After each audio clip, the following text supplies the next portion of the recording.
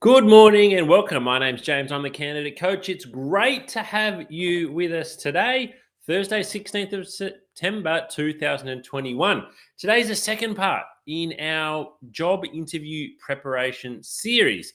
If you joined us on Tuesday, we went through how to prepare for interview. What are all the things you need to do before the interview and what you actually need to do in the interview room to build rapport and to really stand out. If you missed that session, you can go and watch it on our YouTube channel. Just type in the candidate coach and you can see that replay. But today we're moving into part two. We're moving into part two of our job interview preparation, and it's all about giving great answers to interview questions. How can you give great answers to interview questions? Because a lot of people do the preparation that we talked about earlier in the week, but when it actually comes to giving very good answers to interview questions, they're not really sure how to go about it. So that's what we're going to do today. We're going to go through how you can actually give great answers. I'm going to show you how to construct answers to the two main types of interview questions. Before we begin, just a little bit of what we call workshop housekeeping. We are streaming to you live via our YouTube channel today. If for any reason I do drop off, just stay on the line and I will log back on. Feel free to ask questions via our chat function as we're going along. But again, you can watch a replay of today's live workshop on our YouTube channel.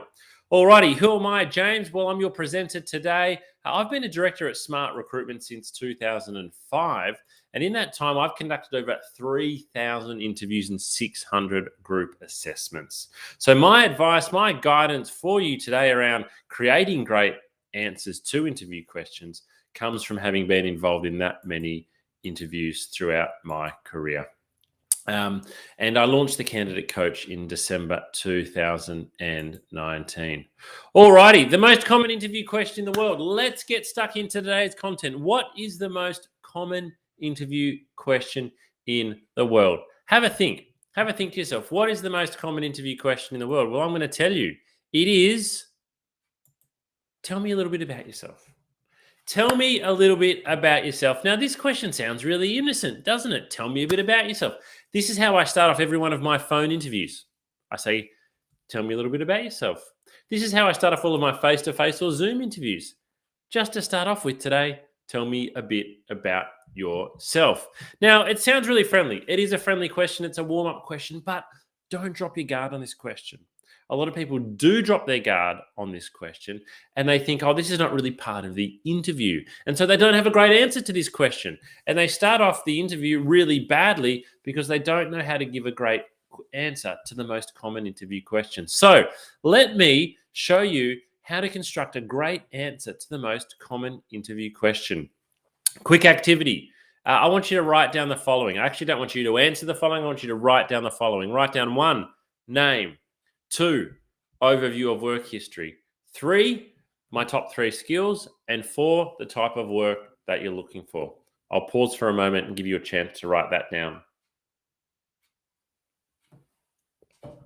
So there's a reason why I'm asking you to write these things down. By answering these things, what we are actually creating is an elevator pitch. This is an elevator pitch, and an elevator pitch is a brief, persuasive speech. Go away and Google elevator pitch. You'll see that it is very common in sales, but it has a great role to play. An elevator pitch has a great role to play when you are looking for work. Having an elevator pitch comes in really handy because it is a great answer to the most common interview question in the world. So let's create an elevator pitch. It's the most common question you're going to have to answer. So this is how we do it. We write down what our name is. That should be straightforward. We then need to give an overview of our work history. That's only 2 to 3 sentences. So we only want 2 to 3 sentences here. As we said, it's an overview. Then we want to list our top 3 skills. Now, our top 3 skills might change a little bit from job application to job application. But ideally, I want you to pick at least 2 skills here that are not soft skills. So a lot of people say, oh, I'm a good team player and I'm a great communicator and I'm a hard worker. Those things are all fine. That's lovely. But anybody can say that. It's not really quantifiable. So what I'd encourage you is to have at least 2 of your top skills here should be something that is tangible. So if you're an accountant, One of your top skills might be that you're completely up to date with the latest accounting software programs. That's quite tangible. So if you work in sales, maybe one of your top skills is for the last 3 years, you haven't missed a sales budget. Pick a skill here that is tangible. One of them can be soft. And then what type of work you are looking for, that's what you're going to say. All right. Here's one I've prepared earlier. Now, don't be intimidated by this because I'm a recruiter with 15 years of experience, but this would be my elevator pitch at the moment, and I'm going to read it out to you. Hi, my name is James Whitcomb. For the 15 years, I've worked in recruitment, beginning as a recruitment consultant before progressing onto management, and then a director, which is my current position. My top skills would include interviewing candidates in a way that uncovers their true motivation, public speaking and presenting, as well as coaching and training candidates to ensure they are giving themselves the best chance of landing a new job. I'm currently looking for a new role where I can focus more of my time on training, coaching, and assisting candidates as opposed to being a recruiter. So if you're going to create your elevator pitch, that's how you go and do it. Now, you're not going to be able to write one as well as this straight away. Maybe you can, though. I probably shouldn't judge you. What I'd like you to do, though, is go away and write out your answer. So write, your name should be fine, but go away and write your overview of your work history and then rewrite it a couple of times so it is a succinct overview. Likewise, with your top skills, go and write down your top skills. Think about your top 3 skills and write a paragraph here. And also with the type of work you are looking for. Go and write these things down. You need to write it in a format like I've got on the screen there, because once you've written it, what I want you to do is to rewrite it until it's perfect. And I want you to save it. I want you to save a finalized version. Print it out and stick it on the fridge. Save a copy on your phone. Have a copy in your handbag. Have a copy on the kitchen bench. The reason why I want you to have an accessible copy is because if somebody calls you and says, tell me a bit about yourself, your brain's going to go, oh, my elevator pitch. But then your brain's going to forget it. However, if you've just got to look at your phone or look at your fridge or look at the kitchen bench, or you can pull it out of your handbag, you can glance down and you can start reciting it. Hopefully it doesn't sound too red, but if you can recite it, at least it gives you a start and off you go. So go away, create your elevator pitch, because you are going to get asked this question at every interview. Tell me a bit about yourself, just to start off with. And if you can start with a really good answer, if you can start with something like your elevator pitch, your first answer to the first interview question is going to be a great one. Go away, do it. You won't regret it. Alrighty, so how to stand out at interview. If you're in my session on Tuesday, you'll know there is one rule: preparation. Preparation is the key. Do not expect to stand out at interview unless you are doing the preparation, because a candidate who answers questions confidently at interview gives the interviewer the sense that they are a top performer. If I'm interviewing a candidate and they give me really good answers and they give me confident answers, I think, hey, they know what they're talking about here. Whereas if a candidate hasn't practiced and they don't give answers that are confident and they're looking around the room and they're a bit nervous, or not nervous, but they're a bit worried and they're not confident, I just get the sense that they're not going to be great at the job. And maybe that's wrong, but don't worry about if it's right or wrong. Use it to your advantage. Make sure you're giving confident answers at interview. So how do we actually do it? All right. Well, there are 2 types of interview questions. 2 types, and we're going to go through both of these types this morning. There's behavioral questions, which you would have heard about. And then there's also technical questions. So first of all, we are going to look at behavioral questions. So behavioral questions focus on how you've handled various situations in the workplace and reveal your character, traits, abilities, and skills. So when we say how you've handled various situations, what we're wanting to see here a lot of the time is examples of how you've handled a situation in the workplace. Okay, so some of the most common behavioral questions. Tell me about a time you gave great customer service. Tell me about a time you disagreed with your manager. Have a think. Can you answer those questions right now? The first one, you're probably like, yeah, probably could come up with an okay answer there. The second one, ooh, time I disagree with my manager. I need to think about that. If you need to think about these answers because you don't know what they're going to be, you need to go and practice them. These are very common interview questions. You might not necessarily get asked at the next interview, but maybe you will in the one after that. So you need to know the answer to these questions. With both of these questions, you can see it. So I started off, tell me about a time. So we want an example here.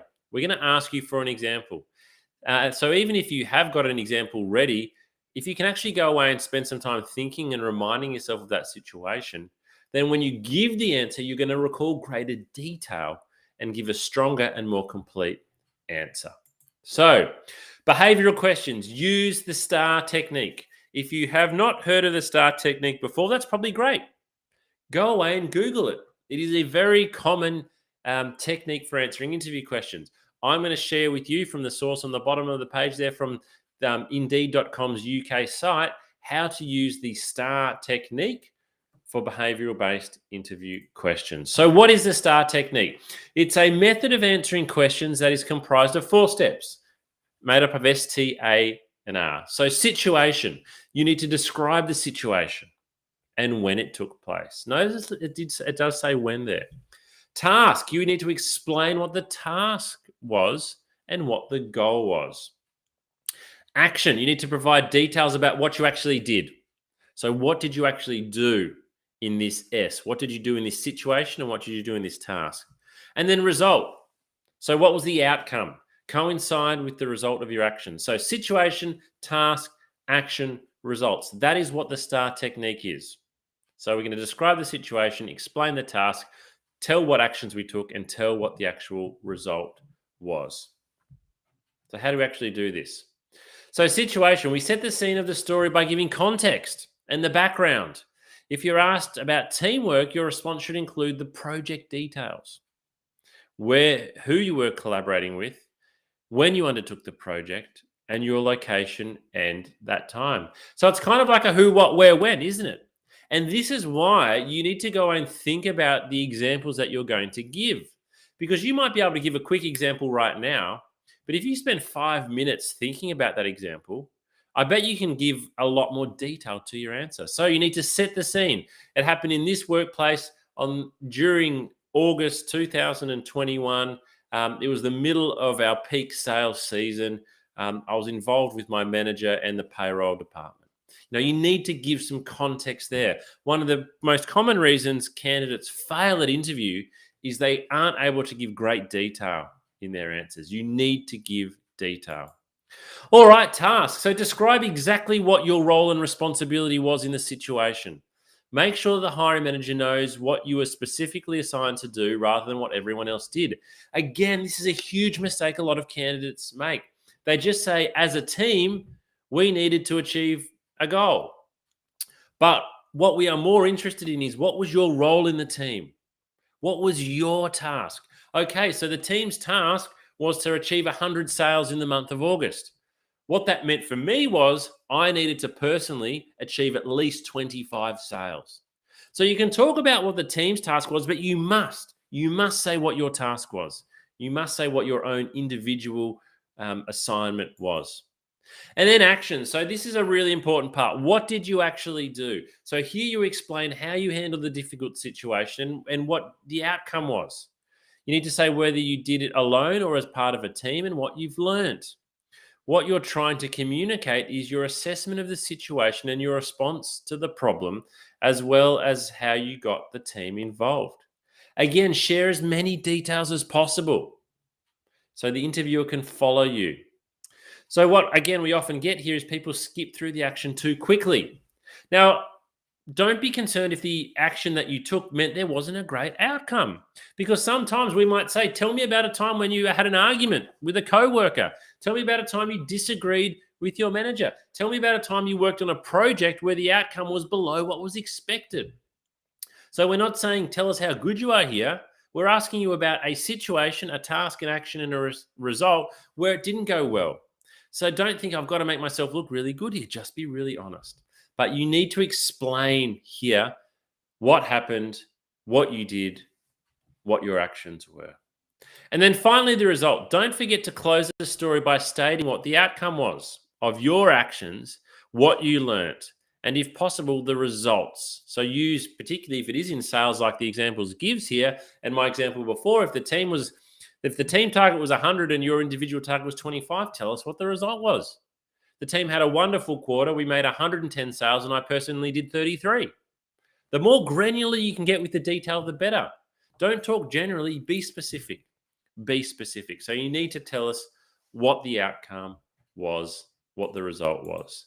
So I'm going to share an example with you here. So this is the question. Describe a time when you handled a difficult situation at work. How did you react?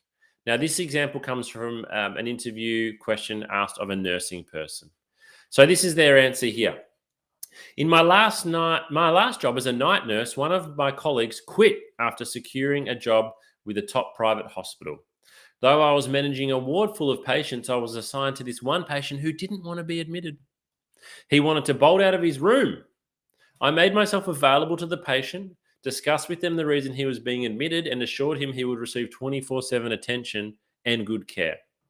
The patient finally calmed down and agreed to spend the next 3 days under observation.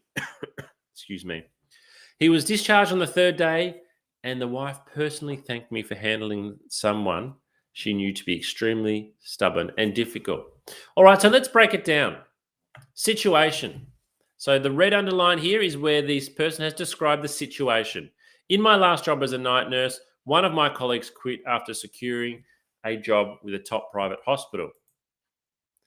The task was assigned to manage a patient who didn't want to be admitted. So that's the task.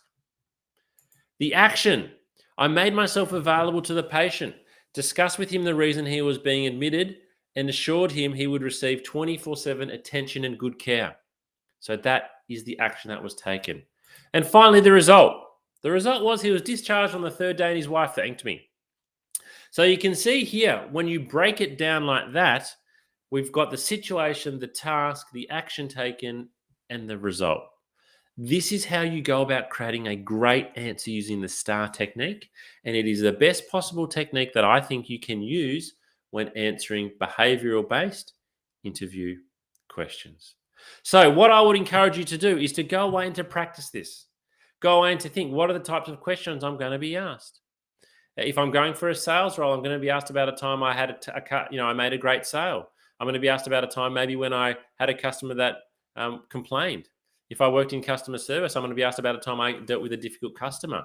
When we ask that question, tell me about a time you've dealt with a difficult customer, most people just kind of make up an answer and go, oh, look, there was this one time the customer was really grumpy, but I gave them 20% off and it was happy. Be better than that. Give a more detailed answer. Think about some real things that have happened and use them in your answers.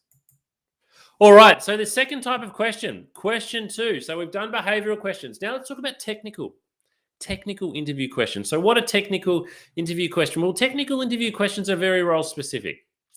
They focus on the skill, the qualification, the experience required to do the job. So if I'm interviewing somebody for an accounting position, technical questions are going to focus on their ability to actually be an accountant. What do you actually do in the role of accountant? If I'm interviewing a chemical engineer, it's going to be what you actually do as a chemical engineer, your qualification. If it's a sales rep, it's going to be what is actually your sales process? How do you go about selling? So, for example, tell me about the accounting software packages you are most familiar with. So that would be a technical question for an accountant. And for sales, which sales methodology do you find is most effective? So how do we go about answering these questions? Well, the first thing we need to do, and this sounds quite silly, right? We've actually got to focus on answering the question. Now, a lot of candidates prepare so much for interview that they kind of forget what the question is and they just say the answers they've been practicing.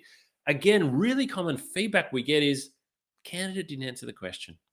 We really like them, but they just kept going off on tangents and not answering the question. So you've actually got to focus on answering what the question is.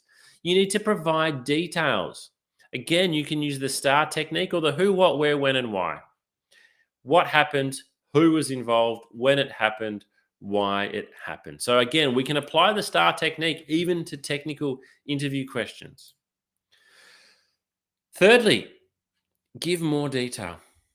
We hardly ever have candidates that we stop giving detailed interview answers for because most people think, well, I've got to get this answer done. I've got to get this answer out really, really quickly. And so they rush through it and they don't give enough detail.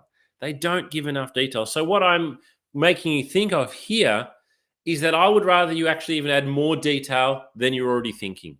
Add more detail than less. Because again, when you give the answer that you've been practicing, you probably leave something out. So if you give more detail to your answer, again, you are suggesting to the interviewer that you know what you're talking about, that you're prepared, that you're an expert in your field, and that you've got this question covered. Fourthly, try to relate the answer to the job or company you are interviewing with. Now, this one can be tricky, but if you can do it, wow, you're going to stand out. You're going to stand out. So if you were going for a customer service role, let's say at a bank in the call center, if you can answer your questions in a way that kind of relates to the type of work you'd be doing in the job you're going for, it's going to be really impressive. You're going to allow the interviewer to draw a bridge between you and the new job. So preparation is the key. Preparation is your friend. Preparation you can do. So if you're still wanting more assistance, if we haven't shown you enough today and you're wanting more assistance overall, let me remind you, we've got 2 episodes, 2 video episodes that you can watch on our candidate coaching platform. Episode 8, we talk about getting the basics right. In episode 9, we talk about taking your interview from good to great. And we've got 7 experienced recruiters who are there on the video giving you the coaching. Reminder that we are running workshops twice a week. So here we are today, Thursday the 16th. Next week on Tuesday, we're running a session specific for graduates. This is about an hour-long workshop next Tuesday. And then our masterclass on Thursday is our longest workshop. It goes for about 90 minutes. So come and join us on Thursday or Tuesday next week, right where you're watching today's workshop. But a reminder of everything that's available for you on our candidate coaching platform. So we've got video coaching, 12 episodes. We've got resume and cover letter templates for you to download. We have interview questions where you can go and practice. So what we've talked about today, you can go and download interview questions to practice, know what questions you're going to get asked. We've got online tests that you can take to practice your skills. We've got downloadable checklists. We've got articles you can read. We've got specific advice for executive and senior job seekers. We've got mental health support, and we advertise all of our live upcoming workshops. All of this is on your candidate coaching platform, and it's all available for free. Now, before we show the final video today, I would love to ask you to participate in our feedback. Feedback is really important to us. This is literally only a 2-minute survey, and I'm going to drop a link to it in the chat box. Please go and spend 2 minutes filling out this survey for us, because it helps to give us great feedback. And if you're not following our LinkedIn page, do that as well, because we put lots of resources on there, lots of posts, lots of updates, and we advertise all of our things that are happening. But as always, your mental health when you're looking for work is really, really important. And a lot of job seekers don't actually realize that their mental health can start to slip a little bit when they're looking for work.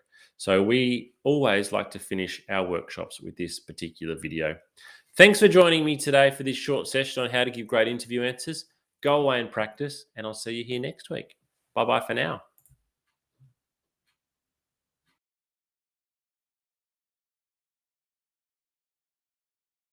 Hi, job seekers. Sorry, there we played the wrong video.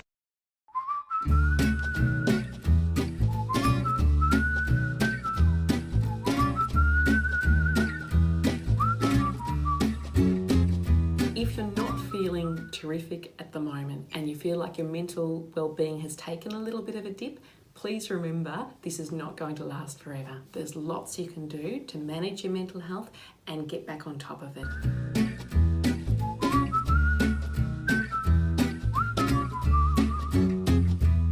I am Dr. Sarah Barker. I'm a clinical psychologist.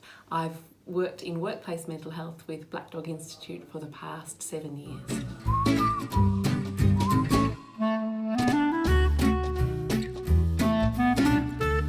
I work with a lot of adults and young people, mainly with anxiety, depression, trauma as well, a range of issues, and many who are looking for work and undergoing that process of trying to find employment.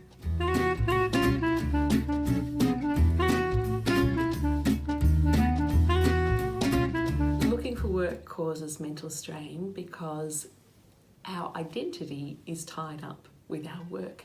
Work gives us meaning, it gives us purpose, it gives us company and connection. So it's stressful for lots of reasons looking for work, and it can take a toll on our mental health.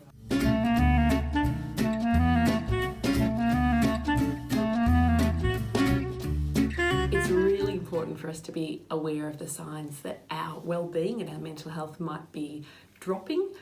Probably the biggest sign is changes in behaviour.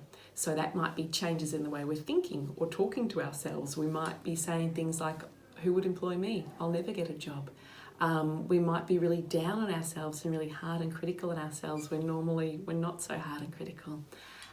We might also, in our relationships, change our behaviour. We might be more snappy or more irritable with people that we love, that normally we might be a little bit irritable sometimes, but not irritable in that way. Losing interest in things that usually sparked us and ignited us and gave us joy. So perhaps usually we like walking the dog and suddenly we start thinking, I can't be bothered walking the dog today. That sort of thing, those changes in behaviour are really significant because they tell us that something's different, and if we're noticing, I suppose, more than one of those and it's affecting the way we feel, and this is over a period of say 2 weeks or longer, then it's a really good idea to have a chat to a GP that you trust, and find out what might be going on, have a discussion and see if there's any physical reasons for that, or if perhaps your mental health and wellbeing might be able to do with a little bit of extra support, and then the GP can refer you on to see a psychologist, a counsellor, whoever is most appropriate for you.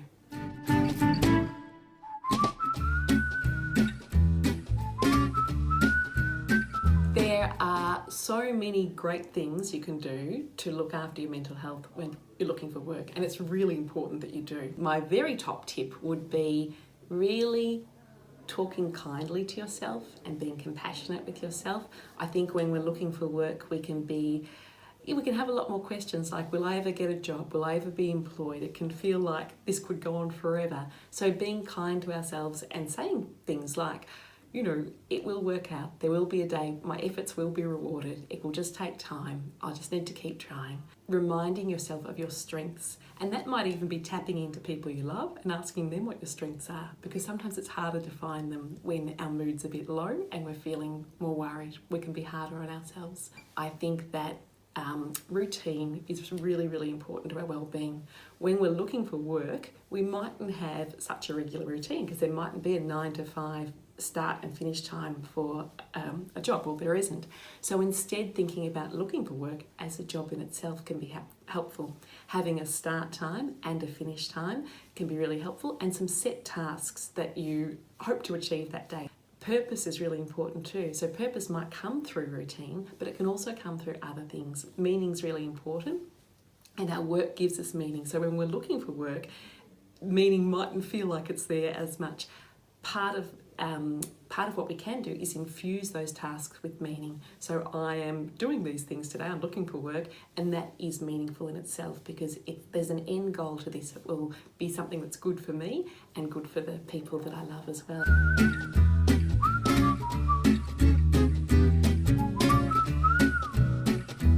Some excellent resources for looking after well-being when looking for work are the Headgear app. The Headgear app is free, it's evidence-based, it's developed by Black Dog Institute, and it is fun to use. It uses mindfulness, so a technique to really help us relax and reduce physiological arousal, which can often occur when we're feeling anxious. It's got a 30-day challenge, which is just short, bite-sized little challenges to extend your well-being and grow your well-being, and that can be really extra important when we're looking for work. There are also some really terrific resources available through the Black Dog Institute. One of them is a beautiful self-care plan that encourages you to think about your top coping tips, the things that personally work best for you, that are positive coping strategies. Another really good resource is through Beyond Blue, and they've got some excellent resources to look after mental health while looking for work, and also when people are recently out of work as well.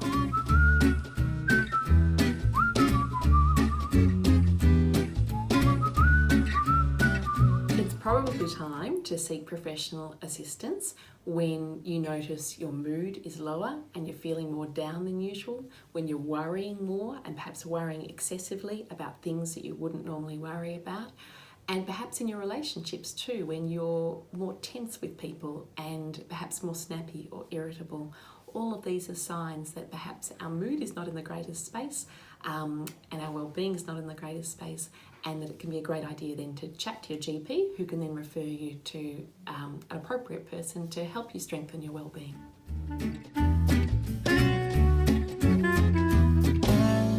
It's very common for people to have a dip, but please know that that's not going to last forever, and that there's lots you can do through looking after yourself, but also through getting access to professional support that can really give you a boost again and get you back feeling good as you're looking for work.